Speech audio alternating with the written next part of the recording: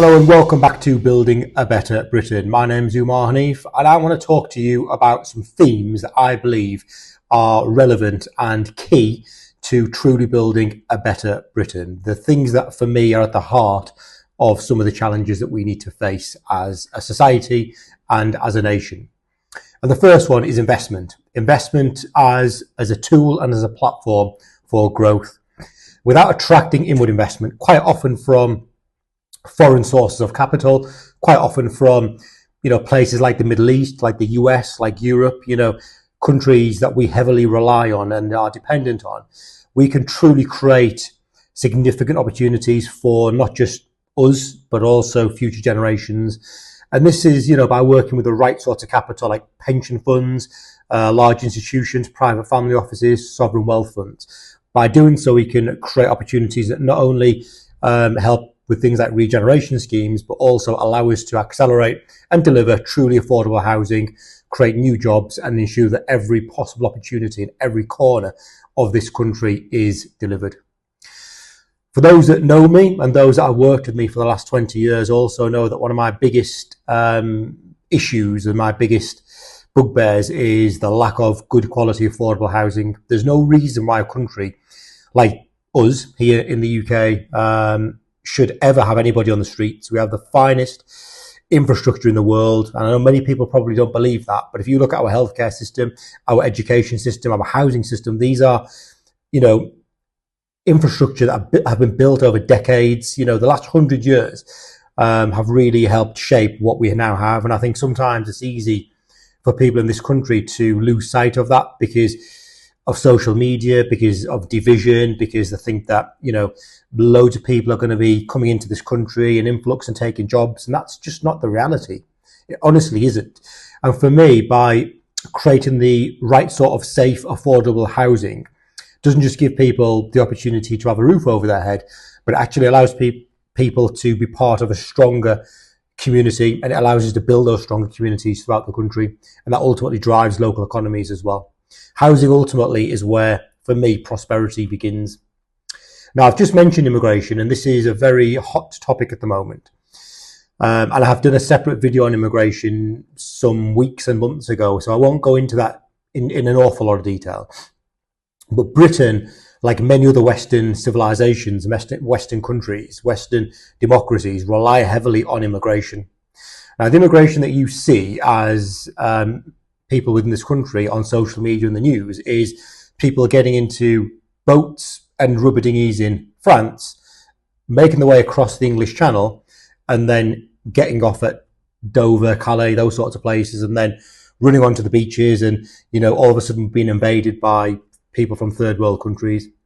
The reality is that 97%, okay, just think about that stat, 97% of people who want to come to this country come legally by safe, authorised and registered means, typically sponsorship through visa programs, through employment programs, largely through studying. We have hundreds of thousands of foreign students, international students coming into the UK. Many of them go back to their native lands because they don't necessarily want to continue on here in the UK, but some do stay here in the UK. So that's the reality. That's not my views. That's not my opinion. That is fact. That is the reality. So we need to get off this mindset of the country's going down the pan and people are invading us, because that isn't true. And the term illegal immigration comes from those that have had their asylum applications refused for whatever reason, and then they don't go back. And that is a very, very tiny proportion of that 3%. Like, we're talking minorities. Illegal immigrants aren't people that come into this country. Anybody can come into this country. Anybody. They become illegal in terms of status once they have their long-term visas refused and they refuse to go back to their country. Let's just be clear on that. People coming across in boats are not illegal immigrants. They are people that are fleeing for whatever reason. Some, I'm sure, are opportunists, but they are not illegal immigrants. So let's just say that right here and right now. Our NHS, our construction sites, our tech startups, our local businesses, migrants play a huge role in all of those factors. So I'll leave that one there for now. Sustainability is a key thing as well. So this isn't about just ticking boxes, about being green or about being eco-friendly. This is about building the infrastructure that future generations need and will depend on. We know that tech, we know that digital platforms, and we know that AI is coming, it's here. So let's create infrastructure that supports that for the long term and future-proof things. You know, our homes, make them energy efficient, make them AI compatible, ensure that people are and remain resilient for future generations ahead.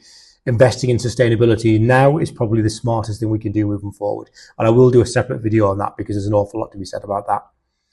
Just two other points very quickly, and that's skills and inclusion to create resilience. And a project that I've been working on for 2 years now is about supporting those that have served in our armed forces, those that have fought all over the world, come back, and for whatever reason end up on the streets. Well, nobody should put their lives at risk fighting any of our armed forces anywhere in the country to defend us and then come home to find themselves homeless. So I've developed a platform which will deliver £1 billion, that's 1 billion, of affordable housing across the UK in the next 5 or 6 years. It'll see over 10,000 houses being built and delivered, all for veterans. It's not just about housing, it's about making sure that they've got employment opportunities, they've got the right support to reintegrate back into society, and they've also got the right training and skills that they need to succeed and survive. That project and that company is Benedict Community Housing, and there'll be more about that in the press and the media later on this year.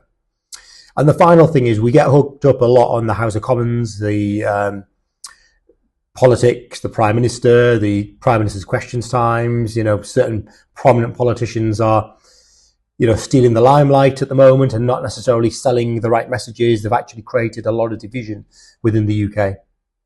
So I think it's right that we don't get drawn into that. And I think when it comes to government, private investors, communities, you know, we need to all work together to beat the politics. And it's about collaboration to bridge, you know, the divide ultimately and create a long-lasting prosperity for future generations and making the UK a world-class destination for investment. What we cannot do and cannot allow is prominent individuals to drive and create this divide. I am a third-generation migrant.